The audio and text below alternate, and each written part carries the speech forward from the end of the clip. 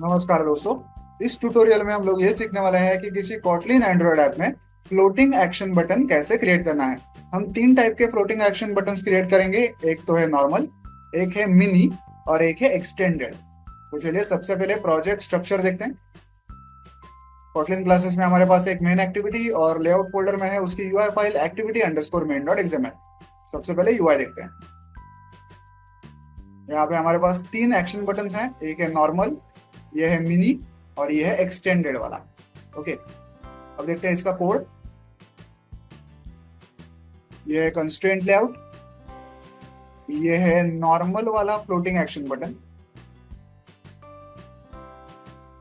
ये भी एक नॉर्मल फ्लोटिंग एक्शन बटन ही है, लेकिन यहाँ पे हमने एक एट्रीब्यूट लिखा है फैब साइज और यहाँ पे लिखा है मिनी।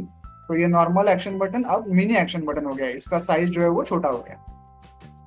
और ये है extended floating action button. Okay, यहाँ पे हमने इसका टेक्स्ट लिखा हुआ है, जब भी फ्लोटिंग एक्शन बटन एक्सटेंड होगा तो ये टेक्स्ट हमें दिखाया जाएगा। ओके, ये तो हो गया यूआई। अब देखते हैं कॉटलिन कोड मेन एक्टिविटी का।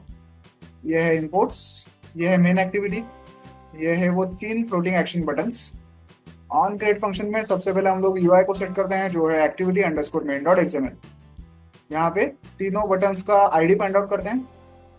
फिर सबसे पहले जब भी डिफॉल्ट वाला फ्लोटिंग एक्शन बटन क्लिक किया जाएगा तो हम लोग ये टोस्ट शो करते हैं, जिसमें हम लोग लिखते हैं डिफॉल्ट फैब।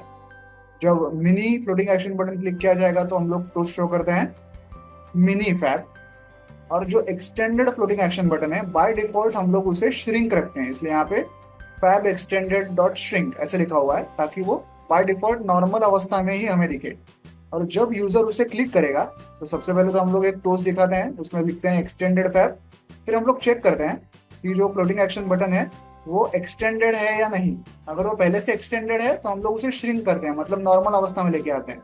और अगर वो पहले से श्रिंक है मतलब नॉर्मल अवस्था में है तो हम लोग उसे एक्सटेंड करते हैं, बड़ा करते हैं।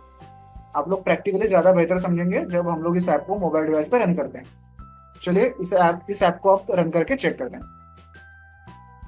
तो ऐप मोबाइल डिवाइस पर रन हो चुका है। हमारे सामने तीन फ्लोटिंग एक्शन बटन्स हैं। तो सबसे पहले वाले को क्लिक कर रहा हूँ, ये है हमारा normal default floating action button, वैसा टोस्ट भी दिखाया हमें दे रहा है। फिर क्लिक करूंगा मिनी वाले को, देखिए मिनी फैब ऐसा टोस्ट आया। अब जो एक्सटेंडेड फ्लोटिंग एक्शन बटन है तीसरा वाला, बाय डिफॉल्ट तो नॉर्मल अवस्था में है, अब मैं इसे जब क्लिक करूंगा तब ये बड़ा हो जाएगा। देखिए बड़ा हो गया, नीचे टोस्ट है एक्सटेंडेड फैब और उसका टोस्ट भी हमें अब दिखाई दे रहा है। अब इसे वापस में क्लिक करूंगा तो नॉर्मल हो जाएगा। ओके, फिर से क्लिक करूंगा तो बड़ा हो जाएगा। इसे कहते हैं extended floating action button. I hope आप ये कोड समझ गए होंगे। वीडियो में दिखाए गए इस कोड को डाउनलोड करने के लिंक मैंने वीडियो के नीचे डिस्क्रिप्शन बॉक्स में दे दिया, आप चाहे तो वहां से कोड डाउनलोड कर सकते हैं। वीडियो को एंड तक देखने के लिए धन्यवाद, थैंक यू।